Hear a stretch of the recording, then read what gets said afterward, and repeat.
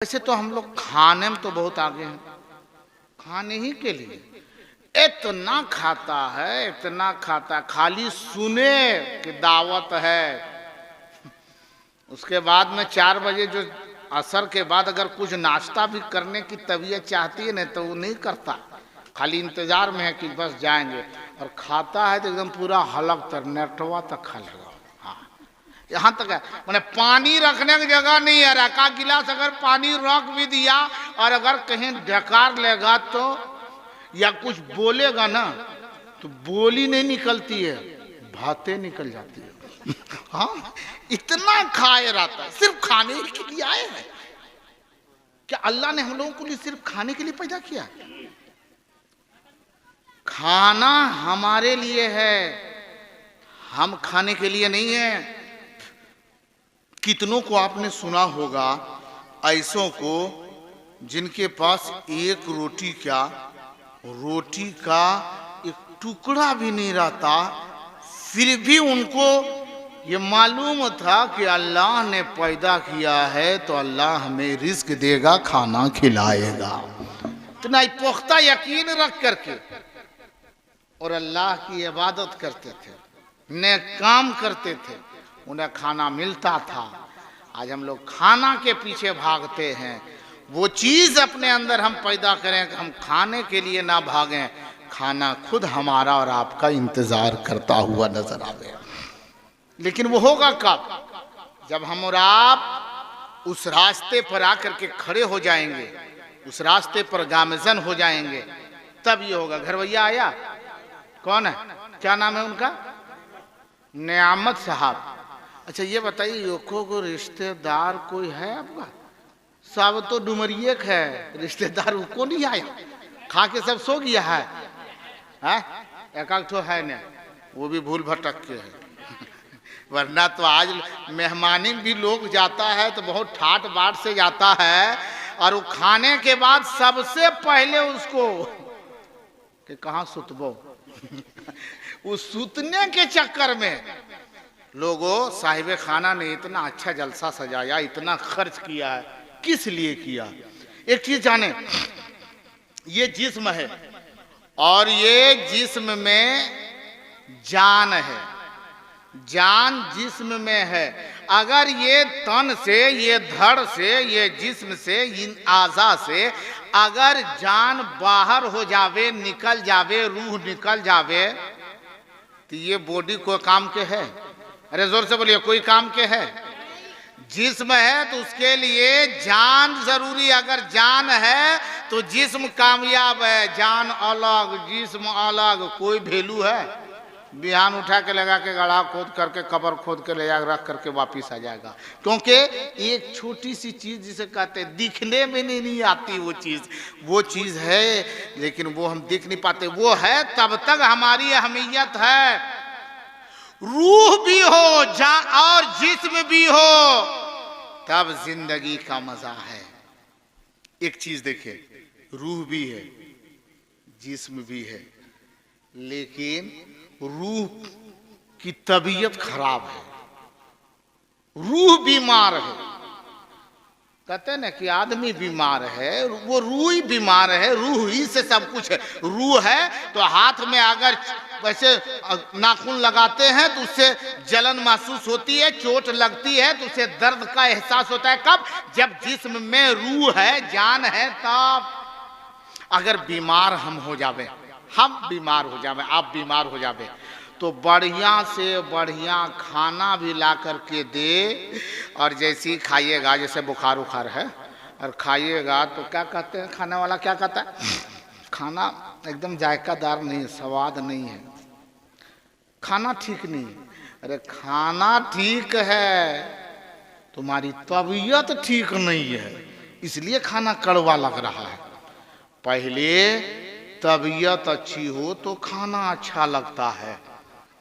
आज हम लोगों की ये रूह अच्छी हो जाए, जान अच्छी हो जाए, दिल अच्छा हो जावे तो हर नेक काम अच्छा लगेगा। यकीनन नियामत साहब काबिले मुबारकबाद हैं जिन्होंने हमारे और आपके लिए रूह रूहानी ग़िज़ा का भी इंतज़ाम किया है और जिस्मानी ग़िज़ा का भी इंतज़ाम किया था कि लोगों रूह की ग़िज़ा मिलेगी, लेकिन अभी इस वक्त ज़रूरत है तुम्हें जिस्म की ग़िज़ा की। पहले जिस्मानी ग़िज़ा दे दिया, पहले खाना खिला दिया, पुलाव खिला दिया, रोटी चावल खिलाया, गोश्त बिरयानी वगैरह सब्जी खिला दिया कि जिस्म को पहले तुम जिस्म को भर लो, जिस्म की ख्वाहिश को पूरी करो, यानी तुम खाना खा लो, अपने जिस्म की ग़िज़ा को हासिल करो, फिर उसके बाद में रूह की ग़िज़ा के लिए अल्लामा अख्तर चतुर्वेदी आएंगे, रूह की ग़िज़ा देने के लिए नाइबाने मुस्तफ़ा आएंगे, रूह की ग़िज़ा देने के लिए मुस्तफ़ा जाने रहमत के असीर आएंगे, मुस्तफ़ा जाने रहमत सल्लल्लाहु अलैहि वसल्लम के गुलाम आएंगे, गुलाम गौस आएंगे, गुलाम ख्वाजा आएंगे, ये इन बुजुर्गों के शहीदाई आएंगे, उलमाए दीन आएंगे और तुम्हें रूह की ग़िज़ा देंगे। तुम्हारा जिस्म भी ताकतवर बनेगा, तुम्हारी रूह को भी कुव्वत मिलेगी, तुम्हारी दुनिया भी संवर जाएगी, तेरी आखिरत भी संवरती नजर आएगी। लेकिन आज हम कितने दूर आ गए, इन चीजों का हमने ख्याल नहीं किया। जाने का अंदाज खाता है ना, तो ये नहीं कहता हम नहीं आएंगे, अगर घरवैया पूछ भी ले, यहाँ की बात नहीं कहते और जगहों पे भी मेरा देखा हुआ, घर वाला अगर बोलता है अगल बगल वाला क्या मिला शुरू हो तो ना जो, हाँ ये बबुआ है ना, ये पतवा रख के आ रहे हैं, धर के आ रहे, रखने गया बेटा उधरे खत्म हो जाता है, फिर वापिस नहीं आता। पता नहीं, कोई लोग तो ऐसा है कि तिनका दांत खोदते खोदते निकल रहा है। एक साहब से पूछा भी किधर जा रहे हैं, बोला नहीं नहीं इधर हैं, थोड़ा टहल रहे हैं। बोला नहीं आइए बैठिए, बोला नहीं खाने के बाद में, रात के खाने के बाद में टहलना चाहिए। हाँ ठीक है टहलना चाहिए, तो यहाँ से वहां तक 40 कदम टहल लो ना, टहलते चलते जाकर के बेड पर सूत जाता है, इसका नाम टहलना कहाँ। आओ देखो हमारी माँ बहन बेटियां बैठी हुई है, बहुत नेक है, बहुत अच्छी है हमारी बहनें ये जो इस वक्त बैठ के सुन रही है। लेकिन एक बात है, इधर तवज्जो दीजिए, इधर तवज्जो दीजिए। ये भी कम नहीं है, ये भी कम नहीं है। पूरा मजमा थोड़ी देर सुनेंगे आप लोग? अरे सुनने के लिए तैयार हैं? थोड़ा एक मर्तबा बोले सुभान अल्लाह और जोर से बोले या रसूल अल्लाह।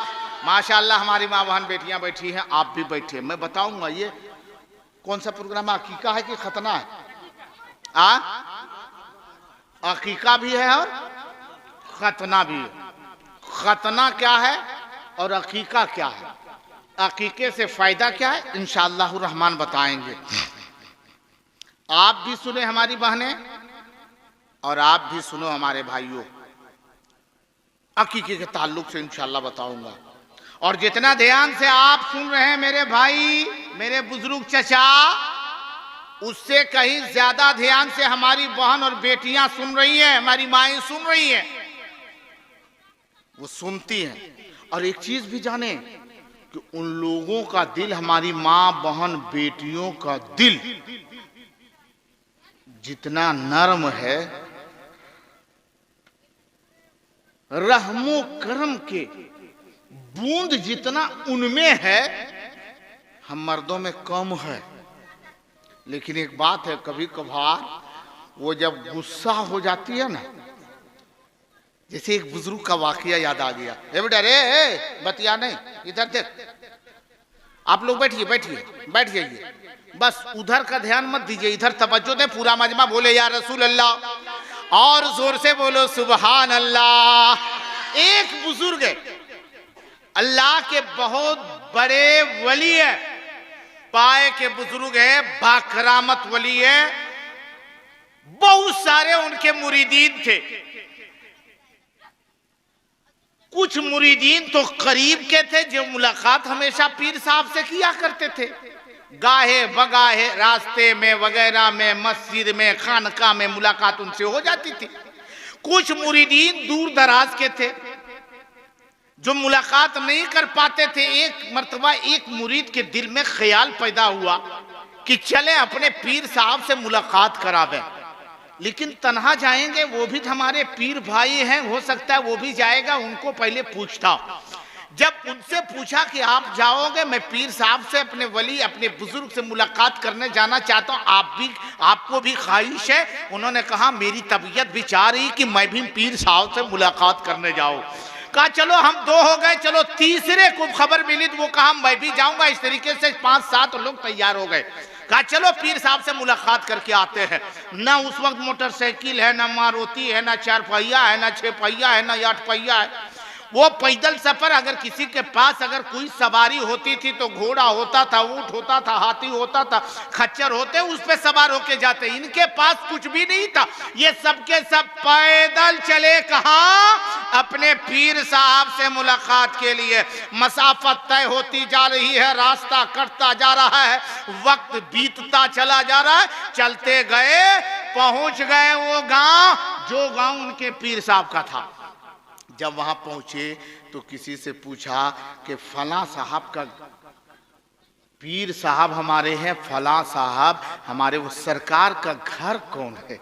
जवाब दिया वो घर है जो सामने देख रहे हो, दरवाजा बंद है, उस वही घर है। कहा चलो पहुंच गए। करीब गया, दरवाजा खटखटाया। अब सुने, दरवाजा खटखटाया, अंदर से आवाज आई, कौन? ये मोहब्बत भरे अंदाज में कहा, हम वो फकीर हैं, हकीर हैं, आपके दर के गुलाम हैं। बोला साहब साहब बोलो कौन हो? तो अंदर से पूछने वाले कोई मर्द नहीं था, औरत की आवाज थी। वजह कौन हो बताओ, कौन हकीर, कौन फकीर, कौन गुलाम, साहब साहब बता। बोला फला हजरत जो हमारे सरकार है ना आपके घर के, वो हमारे पीर साहब हैं, हम उनके मुरीद हैं। तो औरत दरवाजा तो खोली नहीं लेकिन आग बगोला हो गई। बोला किस पीर साहब की बात करते हो, कौन पीर है? बोला फला सरकार हुजूर, वो हमारे पीर हैं, उनसे मुलाकात के लिए आए हैं, कुछ फाइज लेने के लिए आए हैं, दुआ लेने के लिए आए हैं। और वो अंदर से औरत, निस्वानी आवाज, वो औरत जो पर्दे के भीतर में अंदर में है, दरवाजा खोलती नहीं। वो कहती तुम जानते हो कि तुम लोग जानते हो मैं कौन हूं? बोला मुझे पता नहीं है, हम लोगों को ये मालूम नहीं आप कौन है, लेकिन किसी ने कहा कि यही घर हमारे पीर साहब का है। कहा ये सीख बताया कि फला का घर यही है, मैं उनकी बीवी हूं। और सुनो, यहाँ कोई पीर नहीं रहता, यहाँ कोई बुजुर्ग नहीं रहता, यहाँ कोई वली नहीं है, कोई पीर नहीं। बोला फला हजरत हमारे पीर है, वो उन्हीं का घर है ना? बोला उनका घर है लेकिन वो पीर नहीं है। कहा नहीं, वो हमारे पीर है, हमारे बुजुर्ग हैं, वो अल्लाह के वली है। तो अंदर से वो आवाज देती है, अच्छा ये बताओ तुम उसको पीर मानते हो? हम ज्यादा उनके पास वक्त गुजारे हैं ना तुम लोग गुजारे हो? बोला नहीं, आप ही गुजारी होंगी। बोला तब हमको न पता है, उनके चक्कर में मत फंसो। ये कौन है? बीवी है। अब सुने, थोड़ी देर तवज्जो, ये बीवी क्या करी? उनके चक्कर में मत फंसो, वो वाली नहीं है, बुजुर्ग नहीं है। अब ये लोग मायूस हो गए, आंखें बरसने लगी, आंखें बरसने लगी, रोने लगे कि हम कैसे घर में आ गए।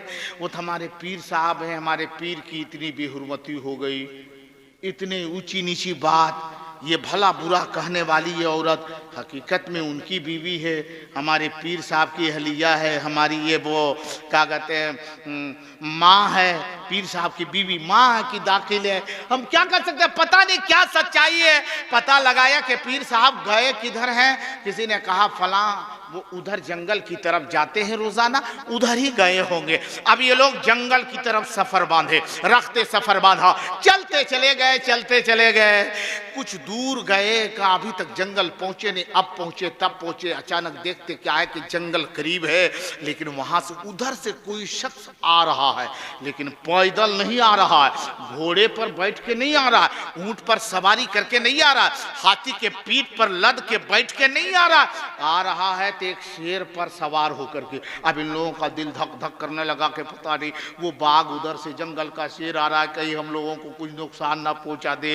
रुक गया, बोला चलो जो होगा आगे बढ़ो। जब जिसके खातिर हम लोग आए थे वो पीर साहब से के बारे में हम लोगों ने इतना सुन ही लिया, तब हम लोग करेंगे क्या? जो होगा देखा जाएगा। चल करके देखते कि वो शेर पर कोई बैठा है, चेहरे पर निकाब लगाया हुआ कोई है, देखते हैं वो कौन है जो शेर पर बैठ करके, जंगल के बादशाह वो बाघ के ऊपर बैठ के आ रहा है। जब और करीब गए तो देखता है कि कोई है जो उसके पीठ पर, बाघ के शेर के पीठ पर बैठा है और हाथ में कोड़ा लिए हुए, और एक हाथ से बाघ वो शेर का कान पकड़े हुए वो या एक्सीलेटर ले रहा है, जिधर चाह रहा है घुमा रहा है, जिधर चाह रहा है मोड़ रहा है, और हाथ में एगो कोड़ा है, और वो लकड़ी का डंटा नहीं है, चमड़े का कोड़ा नहीं है, कपड़े का रट के बांधा हुआ कोड़ा नहीं बनाया, वो एक खतरनाक सांप है, और उस सांप को हाथ में लिए है और उसको शेर को मारता है तो शेर चलता है। का बाप रे, ये कोई लगता है बहुत बड़ा वली होगा, बुजुर्ग होगा कि सांप को भी अपने कब्जे में रखा, शेर को भी अपने कब्जे में रखा है। कहा हुजूर आप थोड़ा चेहरा दिखाइए कि आप कौन हैं, इतने बड़े बुजुर्ग हैं, सांप भी आपको नुकसान नहीं करता, शेर भी आपके हुक्म को मानता है, सब आपके बस में है। पर्दा हटाया, मुस्कुराया। ये लोग देख के परेशान हो गए, वो कोई और नहीं है, हमारे ही पीर है जिनका नाम ख्वाजा अबुल हसन खिरकानी है, ये हम ही लोगों के पीर है। देखा परेशान हो गए, बोला हुजूर हम लोग सोच रहे थे ये कौन है? बोला मैं ही हूं, देख शेर मेरे बस में है। देख के ताज्जुब की क्या बात है, जिधर मैं चाहूं ये शेर को मोड़ सकता हूं, जिधर चाहूं इस सांप को मरोड़ सकता हूं, ये मेरे बस में। तो उनमें से एक शख्स बोला हुजूर सब तो आपके बस में है, लेकिन ऊ बस में काहे नहीं है? ऊ बस में? बोला कौन? बोला अब हम ही लोग नहीं जान रहे हैं कि क्या हुआ है, हम लोग आपके घर गए थे, लेकिन वहां जब पहुंचे तो अजीब हाल था। हम लोग बोले हमारे पीर साहब कहाँ कर रहा था कि वो आवाज अंदर से आ रही थी, और वो कहने वाले कोई मर्द नहीं था, कोई औरत थी, निस्वानी आवाज थी, वो कह रही थी कि कोई यहाँ वली नहीं रहता, कोई बुजुर्ग नहीं रहता। हुजूर आपके खिलाफ कितनी बातें हो गई, हुजूर आपको बुरा भला कहा गया, आपको छोटा दिखाया गया, आपकी कोई वहां इज्जत नहीं। हुजूर यही हम लोग सोच में पड़े हैं कि ये शेर आपके कब्जे में है। बोला शेर ही नहीं, पूरे जंगल का जानवर जिसको मैं हुक्म दे दूं वो मेरे हुक्म पर अमल करेगा। जिधर मैं जिसको जो कुछ कहा दूं, ये पहाड़ को अगर हुक्म दूं कि तू सोना हो जाए तो वो सोना बन जाए, मेरा बस सब पर चलता है। बोला हजरत तो वही तो हम लोग सोच रहे हैं कि सब पर आपके बस में सब है, वो बेबस का है, उसके बारे में हमको जानकारी दीजिए। तो जानते हैं अब इन लोगों की आंखें जो बरस रही थी वो आंसू सूखे, और हजरत की आंखें बरसने लगी, उनके आंख में आंसू आए। कहा मेरे मुरीदो, आज जो तुम ये देख रहे हो ना, जिसके पीठ पर मैं बैठा हूं, ये शेर जिसके पीठ पर मैं भी बैठा, लकड़ी काट के इसके पीठ पे लाद दूं और इसको कह दूं ना कि जा मेरे घर के दरवाजे पर छोड़ा, तो ये जाएगा, दरवाजे पर लकड़ी छोड़ के वापिस आएगा। ये सांप को मैं ये काट नहीं सकता, मुझे डस नहीं सकता, मुझे तकलीफ नहीं दे सकता, क्योंकि ये मेरे बस में है। ये सब है जानते, ये सांप को भी मेरे हुक्म को मानता है, मेरे हुक्म की तामील ये सांप भी करता है, ये शेर भी करता है, जंगल के सारे जानवर वगैरह वगैरह सब हमारे ताबे, हम जो कहे ये मानने को तैयार है, लेकिन ये सब मेरे हुक्म को मानते हैं। लेकिन पता है ये मेरे इतना जो मर्तबा इतना ऊंचा मिला है कि ये सब के सब मेरे हुक्म की तामील करते हैं। ये मेरे नमाज नफल की बुनियाद पर नहीं है, हमारी तस्बीह तहलील करने की बुनियाद पर ये मकाम नहीं मिला है, हम नमाज इशराक पढ़ने की बुनियाद पर मुझे ये मकाम नहीं मिला है, नमाज चाश पढ़ने की बुनियाद पर ये बुलंदियां हमें नहीं मिली है, सलातुल अव्वाबीन की दायमी अदायगी की बुनियाद पर ये मुझे मर्तबा नहीं मिला है। अगर मैं रातों रात अगर सजदे नफल में करता रहा, नफली इबादतों में मैं मुस्तगरक हो गया, लेकिन उसके बावजूद ये मकाम नहीं नहीं मिला है। हमारी नफली इबादतों की बुनियाद पर यह मकाम नहीं, हमारे औलादों वज़ाइफ की बुनियाद पर यह मकाम नहीं। लोगों ने पूछा था मेरे पीरो मुर्शिद आप तो इतना बता दीजिए कि अल्लाह ने इतना ऊंचा मकाम दिया है, अल्लाह ने इतना ऊंचा मकाम दिया है, अल्लाह ने इतना बड़ा मर्तबा दिया है, अल्लाह ने आपको ये ताकत दी है, कुव्वत दी है, वसअत दी है, ये पावर दिया है कि जिस पावर की बुनियाद पर जंगल के शेर को भी आप अपने कब्जे में कर ले, जंगल के दरिंदे फाड़ने चीड़ने वाले जानवरों को आपके अपने अपने कब्जे में आप कर ले। आखिर ये मकाम मिला कैसे? तब सुनो अल्लाह वाले कहते हैं ए मेरे मुरीदों, अगर अल्लाह ने ये मुझे मकाम दिया है तो जो मेरी बीवी जो मुझे बुरा भला कही है, कह रही थी, जो तुम लोगों ने सुना है, उसी की बुनियाद पर अब सारे मुरीद हैरानों परेशान है। आखिर क्या सबब है? वो इन्हें बुरा कहे, वो इन्हें खराब कहे, वो इन्हें बुजुर्ग ना माने, वो इन्हें पीर ना माने, वो इन्हें वली ना माने, वो इन्हें इख्तिदार वाला ना माने, वो इन्हें मुक्तदा ना माने, वो इन्हें पेशवा ना माने, वो इन्हें रहबर ना माने, उसके बावजूद कह रहे उनकी वजह से मुझे ये मकाम मिला है। हुजूर हमने समझा नहीं। तब उस वक्त उस पीरो मुर्शिद ने उनके पीरो मुर्शिद की जुबान मुबारक जुम्बिश में आती है। आका उनके पीर सैयदी सरकार अबुल हसन खिरकानी ने फरमाया था, ए मेरे मुरीदों, जब जब मेरी बीवी मुझे बुरा कहती थी मैं सब्र करता चला गया, मुझे ऊंची नीची बात करती मुझसे करती थी, मैं सब्र करता था। अल्लाह रब्बुल इज्जत मेरे सब्र को देख करके इतना खुश हुआ, इतना खुश हुआ कि रब की रबूबियत खुश हुई, अल्लाह मुझसे राजी हुआ और रब्बे कायनात ने फरमाया, ए मेरे बंदे अबुल हसन, तेरी सब्र की बुनियाद पर तुझे मैं ये मकाम देता हूँ। तेरी बीवी ने तुझे बुरा कहा, तूने बीवी को थप्पड़ ना मारा, तेरी बीवी ने कटी जली बातें की, लेकिन तूने अपनी बीवी पर हाथ ना उठाया, उसे तूने तकलीफ ना दी। जो सब्र किया है, इसी सब्र की बुनियाद पर मैं तुझे वो मकाम देता हूँ। और अल्लाह ने जो मकाम दिया, जो तुम्हारी नजरों के सामने है, उसी सब्र की बुनियाद पर जंगल के शेर के ऊपर सवार होकर के चलने का मौका इनायत फरमा दिया। लोगों अल्हम्दुलिल्लाह, औरतें क्या हैं? आज जो बच्चे का अकीका हो रहा, वो बच्चा का बाप है, उस बच्चे की माँ भी है। माँ और बाप दोनों से एक बेटा हुआ, माँ बाप की एक बेटी है। बेटी का भी अकीका करते, बेटा का भी अकीका कर रहे। जराए कौन है? माँ बाप है। बाप भी अजमत वाला, लायके ताजीम, माँ भी लायके ताजीम व खिदमत। आज लोग एक बात और सुने, आज लोग माँ ही की सिर्फ इज्जत, बाप की नहीं। कोई बाप की सिर्फ इज्जत करते हैं, माँ की नहीं। लोगों, माँ बाप दोनों की इज्जत करो, माँ बाप दोनों का एहतराम करो। ये माँ बाप का मर्तबा कितना ऊंचा होता है, बाद में मैं बताऊं कभी इंशाल्लाह मौका मिले। वक्त का काफ़ी हिस्सा गुजरा है और आप लोग भी सुस्त पड़ गए हैं, लेकिन एक बात बताओ, अकीका। अच्छा, अकीका काहे करते हैं? सुन रहे हैं आप लोग? अरे आप ही लोग से कह रहे हैं, अकीका करते हैं ना? तो अकीका करते हैं तो बकरा ज़बह करते हैं, तो जानवर ज़बह करते हैं ना, बकरा नहीं ज़बह करते। मुर्गा से अकीका करते हैं? अरे मुर्गा से अकीका करते हैं, बकरा ज़बह करते हैं। पूछा कि फिर ये ज़बह क्यों किया जा रहा है? तो बुजुर्ग ने फरमाया, खुशी की वजह से। कैसी खुशी? बोला, जब बेटा पैदा होता है, बेटी पैदा होती है, तो माँ बाप को खुशी होती है, और खुशी के मौके पर जो जानवर ये ज़बह किया जाता है ना, शुक्राने के तौर पर, ये अकीका है। अब ज़बह किया जाता है ना जब जानवर को, बकरे को जमीन पे लेटा दिया, इमाम साहब आइए, फला हजरत आइए, कारी साहब आइए, ज़बह कीजिए। जब ज़बह करते हैं ना, तो छुरी हाथ में लेते हैं, और जैसे उनके हलक के करीब छुरी ले जाते हैं ना, तो वो जानवर बोलता है, वो जानवर बोलता है, लेकिन हम लोग सुन नहीं पाते। वो क्या कहता है मालूम है? कहता है, मुझको क्यों तकलीफ दे रहा है?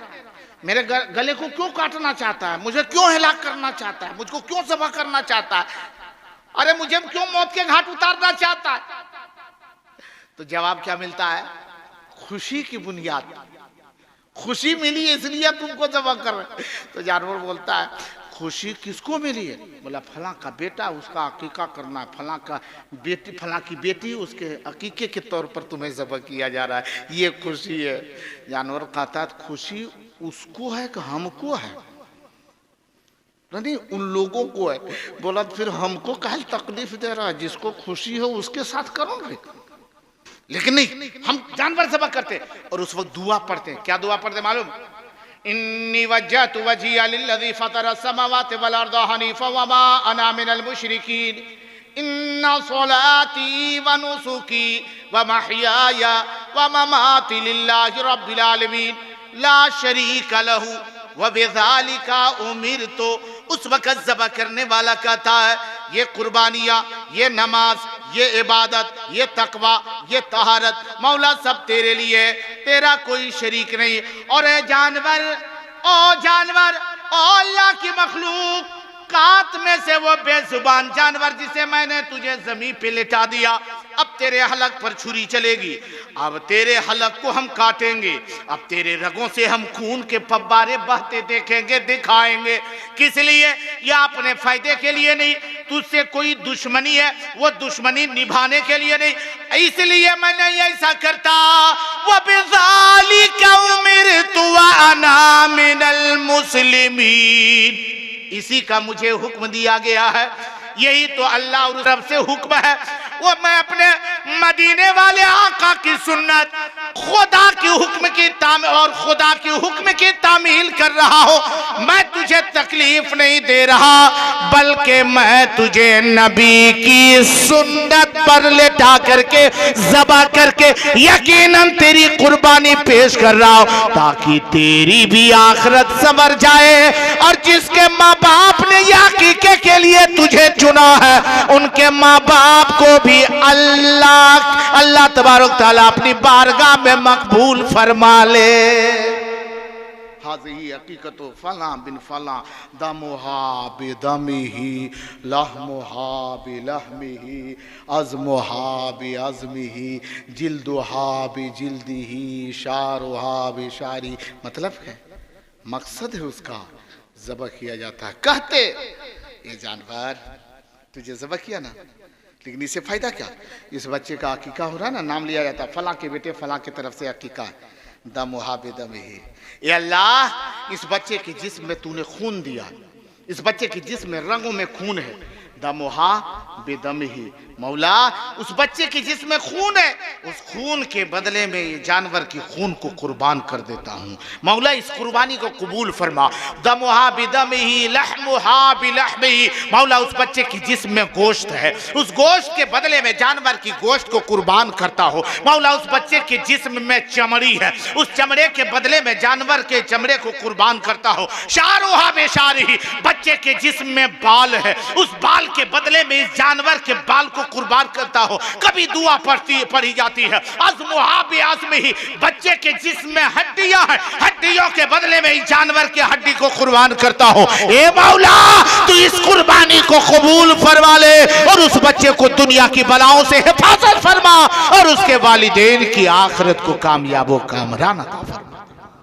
बहुत सारी बातें होती है, वक्त कम है और वक्त तो बहुत है, लेकिन इन चंद लोगों को ये लोग भी सोच रहे हैं कि कौन मौलाना आया है, माइक पकड़ा है तो छोड़िए नहीं रहा है, बस मैं अपनी खाना पूरी के लिए थोड़ी देर हाजिर हुआ, वरना गुफ्तगू का मेरे अंदाज़ कुछ अलग थलग है, जो आज मैं उस अंदाज से ना पेश कर पाया, क्योंकि माहौल कुछ ऐसे हैं और जिसकी बुनियाद पर आप तो अच्छी तरह समझ पा रहे होंगे कि मामलात क्या हैं, जिसकी वजह से मैं इंशाल्लाह कभी मौका रहा तो कभी हाज़िरी हुई तो मुकम्मल इंशाअल्लाह अपने उस अंदाज में जैसे आपके सुनने का अंदाज़ है उस हिसाब से इंशाअल्लाह गुफ्तगू करने की ये जहांगीर आलम ओवैसी सआदतें हासिल करेगा। अल्लाह मुसलमानों को नेक अमल करने की तौफीक अता फरमाए, तमाम आफात व बलियात से महफूज व मामून अता फरमाए।